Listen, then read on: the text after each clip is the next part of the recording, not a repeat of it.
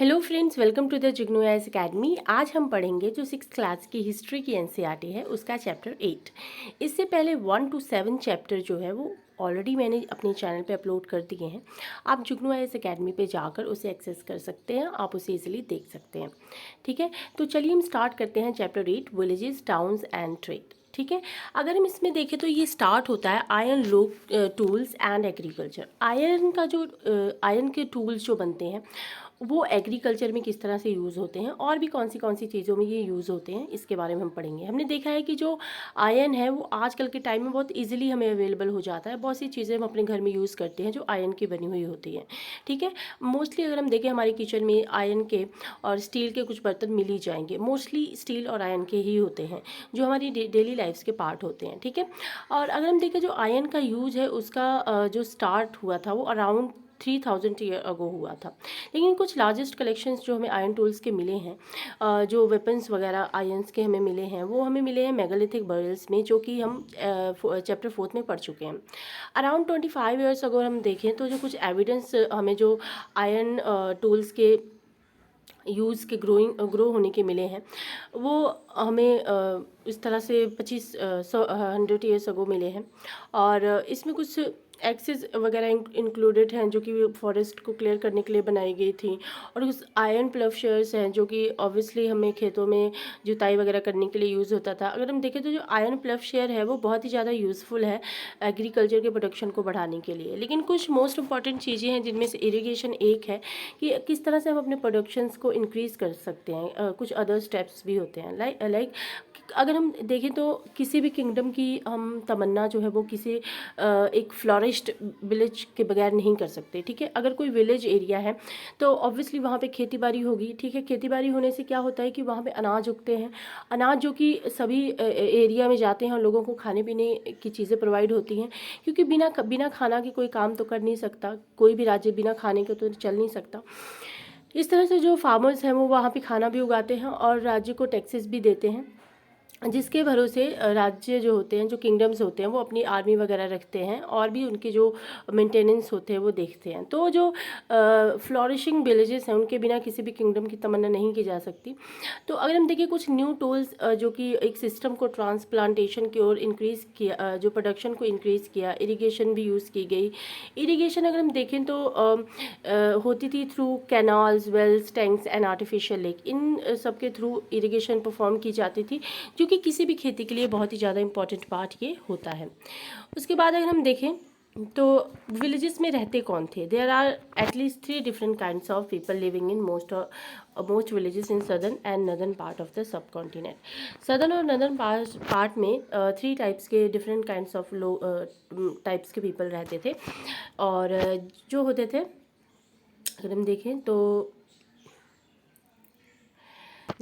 Tamil reason में large land owners रहते थे जिन्हें हम विल्लालार कहते थे, जिसको ऑर्डिनरी प्लाफ मैन, जिसको हम उजावर के नाम से जानते थे, और लैंडलेस लेबरर जो कि स्लेव वगैरह इंक्लूड होते थे जिसमें, उनको हम कंडई सियार यानी कि आदिमाई के नाम से जानते थे। ठीक है, तमिल रीजन में लार्ज लैंड ओनर्स जो होते थे उनको वेल्लालर कहते थे, जो ऑर्डिनरी प्लफ मैन होते थे उनको उजावर कहा जाता था, और जो लैंडलेस लेबरर होते थे उनको स्लेव्स और या फिर खुदाई सियार या फिर आदिमाई कहा जाता था। ठीक है, उसके बाद अगर हम देखें नदर्न पार्ट जो है कंट्री का, वहाँ पे जो विलेज हेडमैन होता था उसको हम ग्राम भोज का भी कहते थे। ठीक है, एक मिनट मुझे ये थोड़ा कर लेने दो।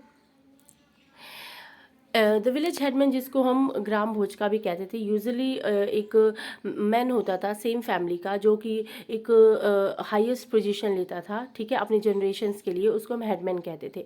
अगर हम दूसरे वर्ड में देखें तो एक पोस्ट होता था हेरिडेटरी, कि लाइक एक फैमिली है जिसमें फादर जो है वो हेड है, लेकिन स्लोली एंड ग्रेजुअली अगर फादर नहीं होता है तो जो उससे बड़ी है यानी कि माँ, वो हेड होती थी।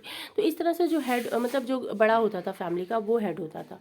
अब ग्राम भोज का, जिसको हम ऑफन लार्जेस्ट लैंड ओनर कहते हैं, ग्राम भोज का जिसको हम लार्जेस्ट लैंड ओनर भी कहते हैं। जनरली स्लेव वो हायर करता था वर्कर्स ताकि वो लैंड को कल्टिवेट किया जा सके, ठीक है। He had slaves and hire workers to cultivate the land, ठीक है। लैंड को कल्टिवेट करने के लिए वो स्लेव्स और वर्कर हायर करते थे। और उसके बाद देखें तो वो बहुत ही ज़्यादा पावरफुल होते थे। अगर देखें तो king often used him to collect taxes from the villages, ठीक है। उनको अक्सर किंग अप्रोच करते थे ताकि वो विलेजेस के टैक्सेस को कलेक्ट कर सकें। और he also functioned as a जज and sometime as a policeman, ठीक है। और वो जज और पुलिसमैन का भी किरदार कई बार वो परफॉर्म करते थे, राइट। तो अगर हम देखें तो apart from the gram bhojaka, ग्राम भोजका के अलावा अगर हम देखें तो there were other independent farmers जिसको हम grihapatis, most of whom smaller land owner, जिसको हम गृहपति कहते थे। और उनमें से ज़्यादातर जो थे वो स्मॉलर लैंड ओनर्स थे, ठीक है। ये इंपॉर्टेंट है, इसको मैं हाईलाइट कर दे रही हूँ। इसका मैंने ना वो बनाया, शॉर्ट नोट्स भी बनाए हैं। ये अगर मैं चाहूँ आपको इसमें से भी पढ़ा सकती हूँ, लेकिन बुक से पढ़ाऊँगी तो आपको शायद ज़्यादा इजी रहेगा। इसमें ना शॉर्ट नोट्स है, जैसे मैं आपको एक बार बता दे रही हूँ। एक minute. Who lived in village, since village can not be set up prosperous town, people live in the village, ancient plate production। इसमें कुछ ना शॉर्ट नोट्स है, बस थोड़ी थोड़ी चीज़ें बताई गई हैं जो आपको आई थिंक डिटेल में समझाऊंगी तो ज़्यादा अच्छा रहेगा, ठीक है। तो हम आगे बढ़ते हैं। वो कभी कभी जज और पुलिसमैन का भी काम करते थे समटाइम, लेकिन ग्राम भोजका के अलावा वहाँ पे कुछ और भी इंडिपेंडेंट फार्मर्स होते थे जिसको हम गृहपतिस भी कहते थे, लेकिन उनमें से जो मोस्ट ऑफ द थे वो स्मॉल लैंड ओनर्स ही थे।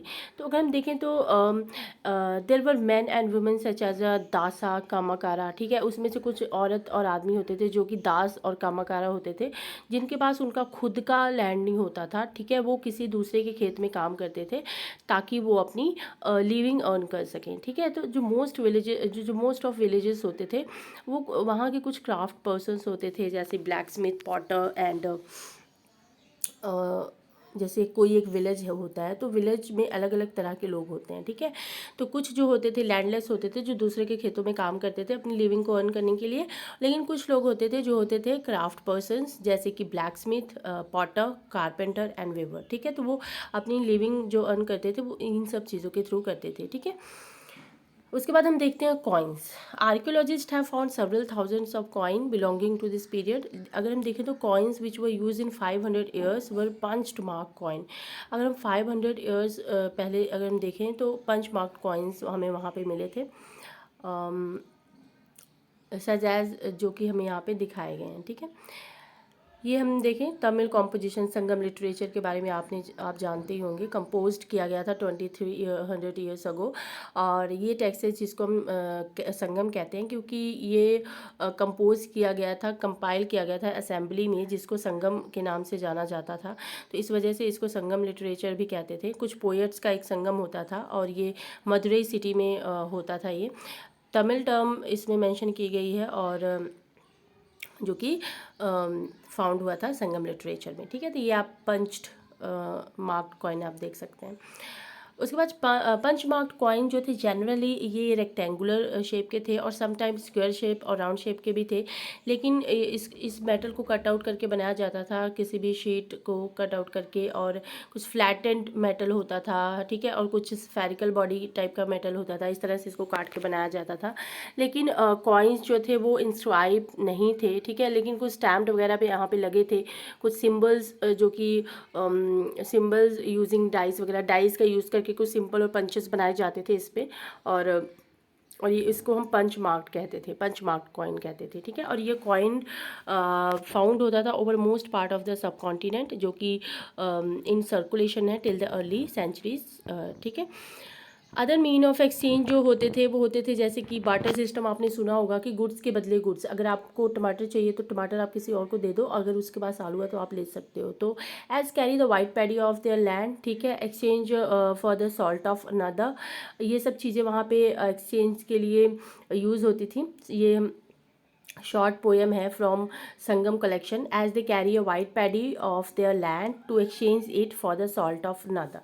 कि वो अपने खेतों से कुछ पैडी लेते हैं और उसे एक्सचेंज करते हैं फॉर सॉल्ट, ठीक है, सॉल्ट के बदले में आप पैडी को एक्सचेंज करते हैं। And crossing the long roads in carts, car से वो एक रोड को क्रॉस कर रहे हैं through sand white as a moonlight, ठीक है, और taking whole families who hate to be left behind and the departure of the salt merchant leave the city empty, right. तो इस तरह से ये एक पोएम है जो कि संगम लिटरेचर से ली गई है, जो दर्शाती है कि किस तरह से वो कुछ मोड ऑफ एक्सचेंज जो हुआ करते थे उस टाइम में यूज़ होते थे।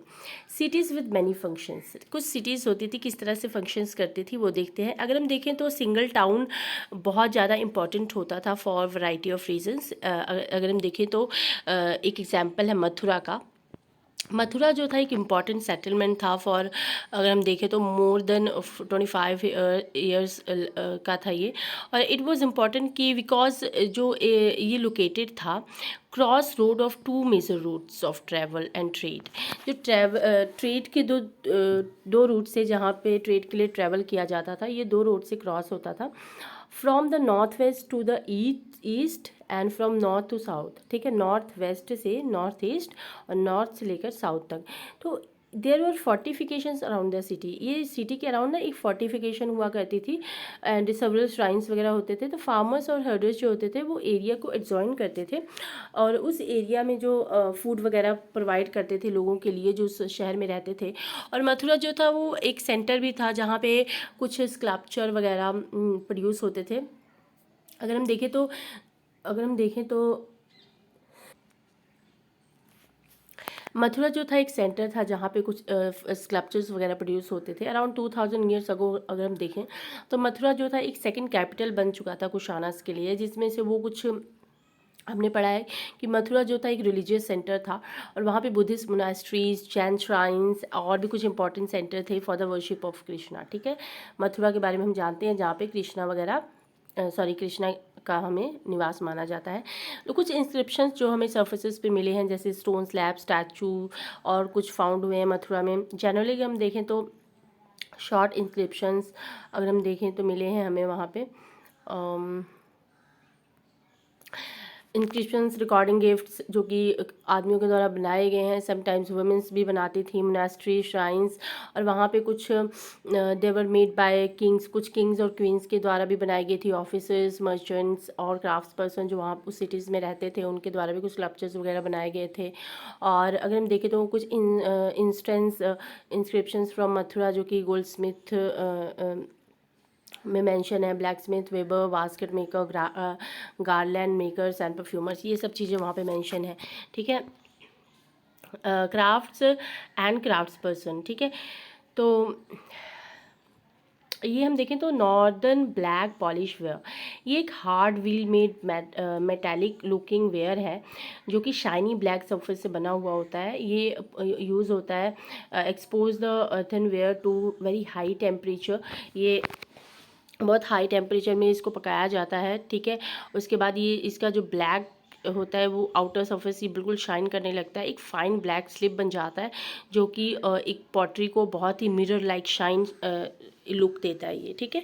तो इस तरह से अगर हम देखें तो आर्कियोलॉजिस्ट हमें मिले हैं, आर्कियोलॉजिस्ट एविडेंस हमें मिले हैं क्राफ्ट के लिए, जिसमें कुछ फाइन पॉटरी जिसको हम नॉर्दर्न ब्लैक पॉलिश्ड वेयर कहते हैं, जो मैं ऑलरेडी आपको बता चुकी हूँ कि ये ब्लैक कलर का कोई बर्तन है जिसको इस तरह से पकाया जाता था कि जो इसका ऊपरी सरफेस है बिल्कुल एक शाइन मिरर लाइक शाइन देता था। और इसको नाम मिला है क्योंकि ये फाउंड होता था नदर्न पार्ट ऑफ सब कॉन्टिनेंट में, इसी वजह से इसको नदर्न ब्लैक पॉलिश्ड वेयर कहते हैं। अगर हम देखें तो आर्कियोलॉजिस्ट ने आर्कियोलॉजिकल जो एविडेंस है मैनी क्राफ्ट्स के लिए वो मे नॉट हैव सर्वाइव्ड, वो शायद सर्वाइव नहीं हुए हैं। So we know from text that कि manufacture of clothes was important, इससे हमें पता चलता है कि जो क्लॉथ की मैन्युफैक्चरिंग थी वो भी इम्पॉर्टेंट थी। और कुछ फेमस सेंटर्स थे जैसे कि वाराणसी नॉर्थ में, मदुरई साउथ में, और मैन एंड वेमेन दोनों ही वर्क करते थे इन सेंटर्स में, ठीक है। तो ये सब चीज़ें, कुछ क्राफ्ट पर्सन जो थे वो मर्चेंट्स, जो कि एसोसिएशन, मर्चेंट्स का एक एसोसिएशंस होता था जिसको हम श्रेणीज कहते थे।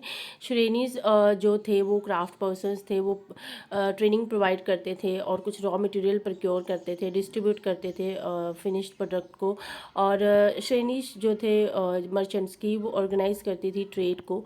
और श्रेणीज जो थे वो एज अ बैंक भी सर्व करते थे, और जहाँ पे रिच मैन और वुमेन डिपॉजिट करते थे मनी, और ये इन्वेस्ट करते थे। Part of the interest was turn, वो इंटरेस्ट वगैरह भी देते थे, और कुछ रिलीजियस इंस्टीट्यूशंस को भी ये सपोर्ट करते थे, और जैसे कि मोनास्ट्रीज वगैरह। ठीक है, अगर हम देखें क्लोज लुक ऑफ आरिकामेरू। आरिकामेरू क्या है कि बिटवीन 2200 से लेकर 1900 ईयर्स अगो आरिकामेरू जो था एक कोस्टल सेटलमेंट था, जहाँ पे शिप को अनलोड किया जाता था। शिप में जो गुड्स आती थी उसको अनलोड किया जाता था। ये डिस्टेंस काफ़ी दूरी पे था लैंड के, और एक मैसिव ब्रिक स्ट्रक्चर था जो कि एक वेयर हाउस की तरह था। ठीक है, जहाँ जो फाउंड हुआ है उस साइड पे। अगर हम देखें तो कुछ पॉटरीज वहाँ पे मिली हैं जो मेडिटेरेनियन रीजन में, जैसे कि amphora tall double handed jars मिले हैं जिसमें लिक्विड वगैरह देखें तो लिक्विड वाइन और ऑयल रखने का, हम बोल सकते हैं कि रखने के लिए बनाया गया होगा वो। ठीक है, लिक्विड सच एज वाइन और ऑयल, और स्टैम्प्ड रेड ग्लेज्ड पॉटरी मिली है जिसको एडेटिन वेयर भी कहा जाता है, और जिसको इटली सिटी, जो सिटी है इटली को उसके नाम पर रखा गया है। ये भी इम्पॉर्टेंट लाइन है, इसको मैं हाईलाइट कर देती हूँ। This was made by pressing wait clay. ये बनता था कि एक वेट क्ले मतलब एक गीली मिट्टी होती थी, उसको स्टैम्प मोल्ड की मदद से उसको प्रेस किया जाता था, तो इस तरह से ये बनता था। और ये कुछ दूसरी काइंड ऑफ पॉटरीज होती थी जो कि लोकली जो रोमन डिज़ाइंस होते थे वगैरह यूज़ करते थे। रोमन जो लैम्प्स, ग्लासवेयर और जेम्स थे वो भी यहाँ पे इस साइट्स पे मिले हैं। कुछ स्मॉल टैंक्स जो कि फाउंड हुए हैं हमें यहाँ पे, वो डाइंग वॉट्स और डाई क्लॉथ वगैरह मिले हैं। तो ये एक प्लेंटी ऑफ एविडेंस है कि यहाँ पे कुछ वीड्स वगैरह बनती थी, from semi precious stones and glass से वो चीज़ें बनती थी। तो ये इन चीज़ों का भी हमें यहाँ पे एविडेंस मिला है। ठीक है, ट्रेड एंड ट्रेडर्स अगर हम देखें तो नॉर्थ ब्लैक पॉलिश्ड वेयर जो था उसके बारे में हमने पढ़ा। ये एक फ़ाइन पॉटरी है, स्पेशली एक बॉल है, प्लेट्स है, जो कि हमें सेवरल आर्कियोलॉजिस्ट साइट पे through out the sub continent हमें मिला है। तो आपको क्या लगता है कि ये इन जगहों पे कैसे पहुंचा? तो जो ट्रेडर्स थे वो अपने साथ इन चीज़ों को कैरी करते थे, वो एक जगह से दूसरी जगह जाते थे, तो उस तरह से वो चीज़ें वहाँ पे बनाते थे और वहाँ पे ये चीज़ें छूट जाती थी। साउथ इंडिया अगर हम देखें तो ये गोल्ड और स्पाइसेस के लिए, स्पेशली पेपर के लिए बहुत ही ज़्यादा इम्पॉर्टेंट है, और कुछ प्रीशियस स्टोन्स भी यहाँ पे मिलते हैं। पेपर जो कि पर्टिकुलरली एक वैल्यूड मानी जाती है रोमन एम्पायर में, और सो मच क्योंकि इसको हम ब्लैक गोल्ड भी कहते हैं, बहुत इसकी वैल्यू होती थी उस समय में। सो ट्रेडर जो थे वो अपने साथ बहुत सारी गुड्स जो थे वो एक जगह से दूसरी जगह कैरी करते थे शिप में। अगर हम देखें across the sea, land in, जो कि सी पे जाते थे तो और अगर हम देखें लैंड पे जाते थे इन कारवां, तो ऐसा हो सकता था कि like quite a lot of trade as many Roman gold coin have been found in South India. तो इस तरह से बहुत सारे गोल्ड के कॉइन हमें साउथ इंडिया में फाउंड हुए हैं। ठीक है, तो ये पोएम है, कुछ ट्रेड के रिगार्डिंग आप पढ़ सकते हैं। ठीक है, ट्रेडर अगर हम देखें तो उन्होंने कुछ सेवरल रूट्स जो थे वो एक्सप्लोर किए हैं, उनमें से कुछ कोस्ट जैसे कि है अदर, जो कि Arabian Sea, Bay of Bengal, ये सब इम्पॉर्टेंट ट्रेड रूट्स हैं। और सेलर जो थे इन सब का एडवांटेज लेते थे, जो कि मानसूनल विंड्स होते थे उनका एडवांटेज लेकर वो एक जगह से दूसरी जगह क्विकली मतलब जल्दी से पहुंच जाते थे। सो अगर ये चाहते तो वेस्टर्न कोस्ट जो था सब कॉन्टिनेंट का, फ्रॉम द ईस्ट अफ्रीका और अरेबिया, इन सब जगहों का भी ये इस्तेमाल कर सकते थे। लेकिन ये उन्होंने सेल चूज़ किया क्योंकि साउथ वेस्ट मानसून जो था बहुत ज़्यादा स्ट्रॉन्ग था, और उसकी हेल्प से वो एक जगह से दूसरी जगह ईजिली पहुंच पाते थे। तो एक स्टडी शिप होती थी जो कि इस लॉन्ग जर्नी में वो जर्नी के लिए वो बनाते थे। New kingdoms along the coast, coast के अलॉन्ग कौन से न्यू किंगडम्स थे? अगर हम देखें तो southern half of the subcontinent जो था वो एक बहुत बड़ी कोस्ट लाइन थी, वहाँ पे कुछ हिल प्लेटूज रिवर वैलीज वहाँ पे मिलती हैं। लेकिन रिवर वैलीज के अमंग अगर हम देखें तो वहाँ पे कावेरी एक मोस्ट फर्टाइल जगह मानी जाती है। जो अगर हम देखें चीफ एंड किंग्स जो थे वो कंट्रोल करते थे रिवर वैलीज़ को, और अगर हम देखें तो जो चीफ्स होते थे, किंग्स होते थे, वो रिवर वैली को कंट्रोल करते थे और वो कोस्ट जो था वो बहुत ज़्यादा रिच और पावरफुल बन जाता था। संगम पोएम में अगर हम देखें तो इस मोवेंडर का मेंशन किया हुआ है।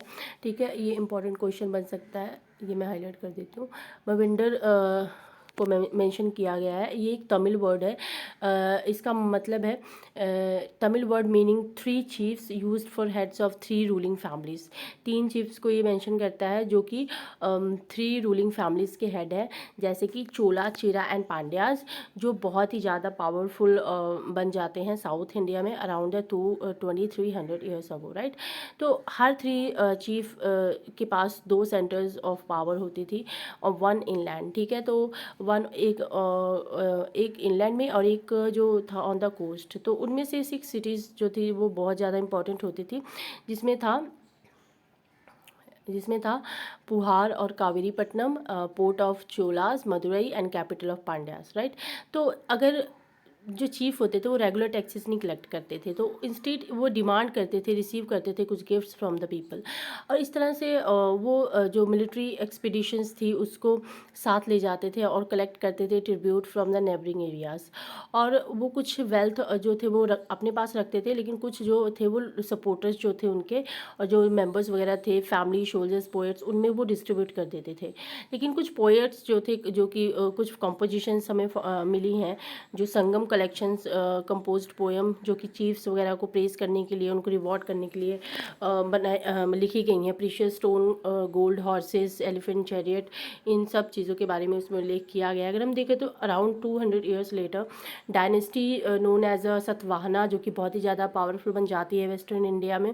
मोस्ट इंपॉर्टेंट रूलर्स थे सतवाहना के जो वो थे गौतमी पुत्र श्री सतकर्णी, और जो कि जाने जाते हैं अपने इंस्क्रिप्शंस जो उन्होंने अपने मदर के बिहाफ पे we know about him from the inscriptions, जो उन्होंने अपने हम उनके जो माता जी थी गौतमी बालाश्री, उनके बिहाफ पे उन्होंने कुछ इंस्क्रिप्शंस कंपोज किए थे। और सतवाहना रूलर जो कि लॉर्ड्स ऑफ द दक्षिण पथा जाने जाते थे। लिटरली अगर हम देखें तो ये रूट लीडिंग साउथ में जाने जाते थे, which was also use as a name of the entire southern region. और ये कुछ आर्मी जो थे वो ईस्टर्न साइड में सेंड करते थे to the eastern, western and southern coast में। तो ये चीज़ें बहुत ही ज़्यादा इंपॉर्टेंट हुआ करते थे उस टाइम में। सिल्क रूट कुशाना अगर हम देखें, ये इम्पॉर्टेंट है कि some kings try to control large portion of the route. ठीक है, लेकिन ऐसा नहीं होता था।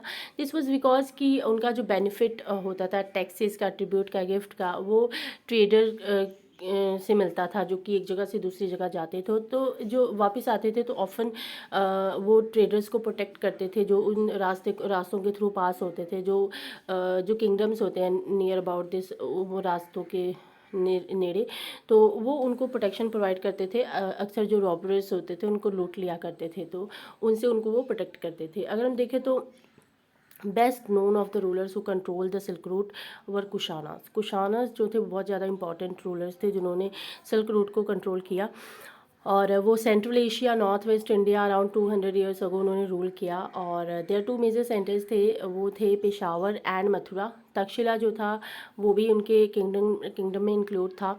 और उनके रूल के दौरान अगर हम देखें तो ब्रांच जो था सिल्क रूट का वो एक्सटेंड हुआ from Central Asia and down to sea port at the mouth of river Indus. और सिल्क जो था वो शिफ्ट हुआ था वेस्टवर्ड से रोमन एम्पायर तक।